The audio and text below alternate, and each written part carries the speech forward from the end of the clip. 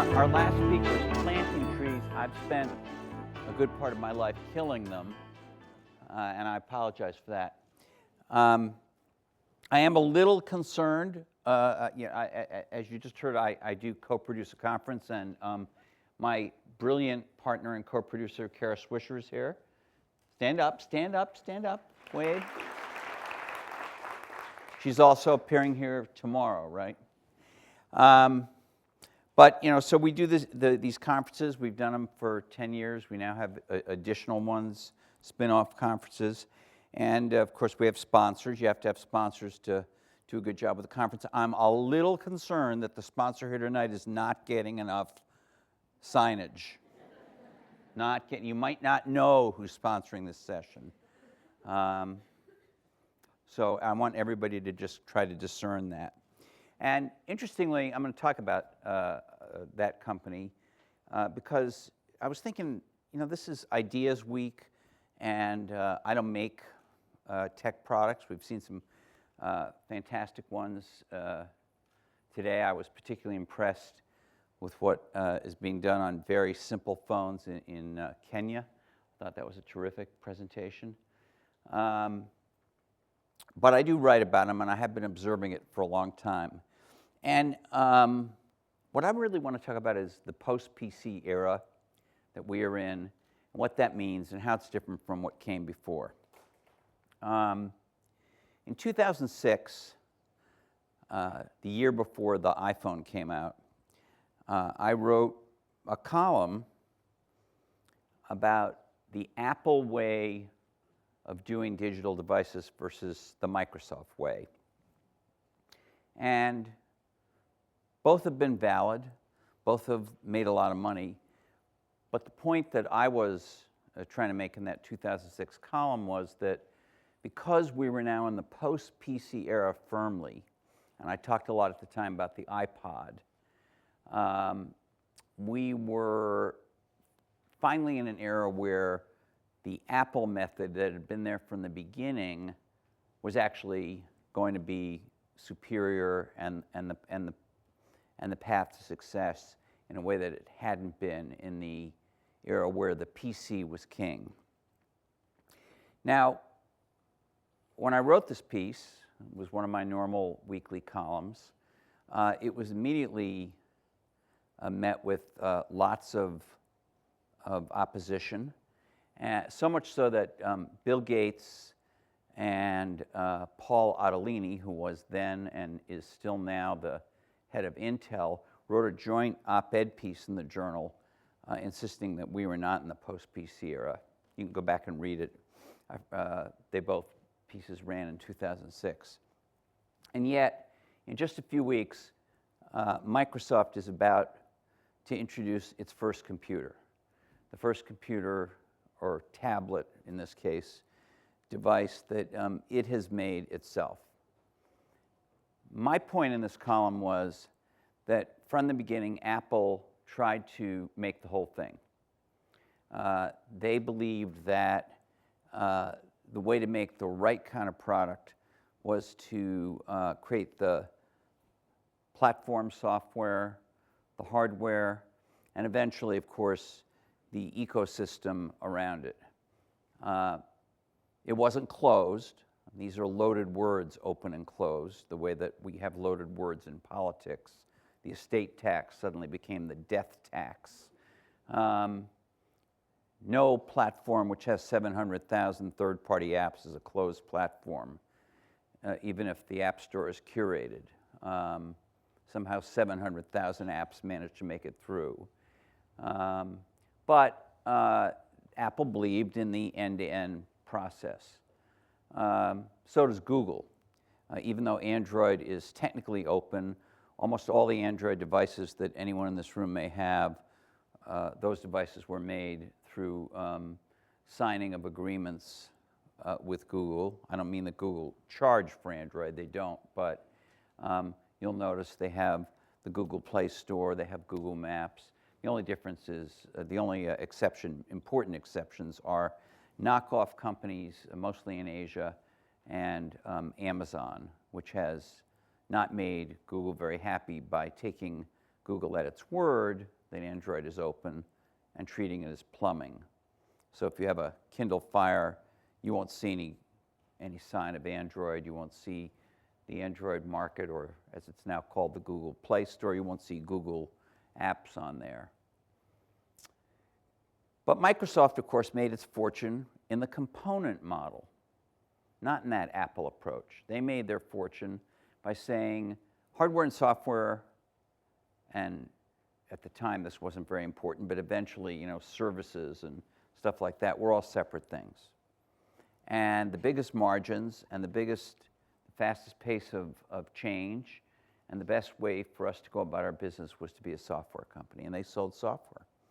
And you, in those days, and for many years, you bought a computer from Dell or Gateway or HP or wherever you bought it from, had Windows, and you were the system integrator. Some of you are way too young to remember this, but 20 years ago when I started writing my column, computers didn't even come with sound cards. Macs did, but DOS PCs and Windows PCs did not. There were many things you had to do to make the computer work right with the software that you had. And on a Mac, you basically just bought it and opened it up, and it worked. The price of that was the computer cost way more, and that there were way fewer third-party apps, because since the computer cost way more, it sold fewer units. There was a smaller installed base, and a kind of negative cycle occurred. And as we all know by now, Steve Jobs, when he returned to Apple in 1997, found that the company was about 90 days from bankruptcy.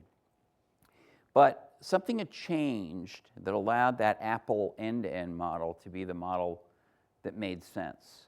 And what changed was two things: the rise of non-PC digital devices, the first of which to have huge success was probably the iPod, which at first wasn't even directly connected. But secondly, and far more important, was the internet. And the internet sort of acts like the electrical grid for all of these devices. We all use the electrical grid every day. You do, right? You do, right? But we don't think about it. You got up this morning and used a hairdryer, which is a device with which I'm unfamiliar. You did not say, hey, I'm going to use the electrical grid to dry my hair. You might have said, I went on the internet and X, because we're still talking that way. We won't be. We won't be. When the internet is totally integrated in our lives, we'll never mention it, just the way we don't ever mention the electrical grid. You did not turn to your significant other this morning and say, would you like me to go on the grid and make you some toast? You did not say that. But you might have said, would you like me to go online and look up the address of that place you have to go? And that you could have meant on a phone or on a PC, it didn't matter. And so it became possible to make things that weren't traditional PCs anymore. And we went into the post-PC era. And we went into it in a really big way when the first kind of prototype smartphones came out, and then especially and importantly the iPhone in 2007, about a year after I wrote that column. And these devices are hard to make. It's really hard to make a tablet or a smartphone that works well, that has that special feeling about it. I don't know how many of you own iPads, and the same could be true for the best Android tablets or Kindle Fires, but there's something about holding that thing and using it that is very difficult to put in words, but is different than holding a laptop. Do you know what I mean? It's sort of immersive. It's sort of very personal. And yet it's very powerful. I mean, there's been many, many studies that show it's replaced the use of laptops for many things, for many people, for much of the time. That's a lot of qualifiers. Because I'm not going to stand up here and tell you it totally replaces the laptop. It doesn't. But what it sure has done for me is to cut by, I would say, roughly half the number of times I go grab my laptop to get something done. I'd much rather grab that. And I have a Nexus 7, an Android tablet that I sometimes grab, and I have a couple of iPads. And I'll grab those because it's just much quicker and simpler and more kind of, I don't know, personal than grabbing the laptop, even though the laptops are great. I have a great Ultrabook and a great MacBook Air and others. But the tablets are important. But it's hard to make them. It's really hard to make them. And so the smartest thing is to make them so they fit the OS, they fit the apps, and they fit the ecosystem. By ecosystem, it could mean synchronization of data, it could mean messaging, it could mean social networking, and it certainly could mean downloading or renting or streaming content. So Apple was ready for this. Apple was totally ready for this because this is the way they'd been making their personal computers and clinging to their 3% share for many, many years. Microsoft, not so ready. Many of you will remember that Microsoft tried to counter the iPod by using exactly the same model they used in PCs. They made music playing software and a music store available, and then other companies made the hardware. And the whole thing fell on its face because it wasn't an integrated, seamless, end-to-end experience. It was taking post-PC devices and building them like PCs. So what's going to happen in a few weeks is that Microsoft is bringing out Windows 8. And if you buy an Acer or Dell, a HP, whatever, it's going to be very exciting. Windows 8 is kind of made to look and work like a tablet. How many have used it? So some of you know this. It works best. It doesn't require it, but it works best with a touch screen. It will work on a standard clamshell laptop, and you're going to see all kinds of convertible designs where the screens can flip around and slide out and kind of act like tablets. It also works brilliantly on a tablet. But the interesting difference this time from every other time there's been a new version of Windows is it's going to be a Microsoft-made, Microsoft-branded computer called the Surface. And I have one, and I've been using it. I'll be reviewing it.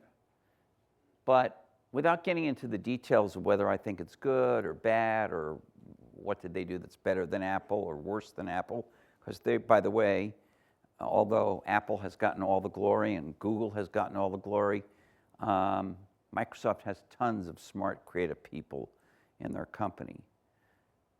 The interesting thing is the history will be made on October 26th as Microsoft is buying into the Apple model. They're buying into the post-PC model. They'll never use that term. They hate that term. They'll call all these things PCs, and they'll just say it's just the PC era and it's changing. But it is Microsoft understanding that it's the post-PC era. Not that anyone's going to come take your PC away, but you're going to have all these other opportunities for different kinds of devices to do all these things because the internet, like the electrical grid, is connecting everything. Now, there are reports that Microsoft is going to do the same thing with phones. And we'll see. Personally, it makes sense to me because with a phone, even more than a tablet, I would say, it makes tremendous sense to think through from the beginning, what's the hardware going to look like? How's it going to interact with the operating system? How's it going to interact with the apps? How's it going to interact with the cloud? I can't tell you for sure they're doing that, but I wouldn't be surprised. They have built a factory to make this surface. That's a lot of investment. Not a lot of investment maybe for a company the size of Microsoft, but still it's not nothing. And it's a big cultural change at that company, and I would be stunned if, unless this is a big failure, which I personally doubt, unless it's a big failure, I would be stunned that they don't do more products and essentially, without saying so, adopt the Apple model. So what does this mean for these companies that have been working on the old model and relying on Microsoft for basically their R&D? You know, if you're Dell, and I mean no disrespect, you've basically been going around the world buying parts, slapping them together, and relying on Microsoft and Intel to do a lot, if not almost all, the real innovation. Yes, you have designers and you try to make the designs cool. They're going to have a very interesting flip-around screen Windows 8 machine, and I give them credit for that. But suddenly, the company that you've relied on for your platform is going into the hardware business against you. I think we all need to think about that in the next couple of years and see what happens. It's kind of a profound change for those guys. And by the way, the same is true of the Android folks. I had somebody not at Apple and not involved in the Android world say to me that Samsung really controls Android now, because they're by far, as you know, the most successful vendor of Android products. But Samsung has to be thinking to itself, why did Google go and buy Motorola, which is a Chicago company, as you all know? Anybody here work for Motorola? Well, Motorola had been kind of, as you know, not doing that well. They'd switched over to making Android phones, but they weren't, and they had made some Droid phones, which is, by the way, contrary to popular belief, a term owned by Verizon. It does not mean Android. It's not a slang for Android. It can't be used by just anyone that makes an Android phone. Verizon decides which phones to call Droids. But Motorola wasn't doing too well. Google bought them. They said they're going to keep them at arm's length. I think we'll see about that. I think there's a good chance that Google, like Microsoft, is moving in that Apple direction. Now, by the way, this isn't a victory for Apple necessarily, because there's lots of smart people at Google. There's lots of smart people at Motorola. There's lots of smart people at Microsoft, just as there are lots of smart people at Apple. The real winner will be you, because the post-PC devices that will be produced by all these companies are going to compete hard with each other, and you're going to get to buy the best device in the end. So thanks.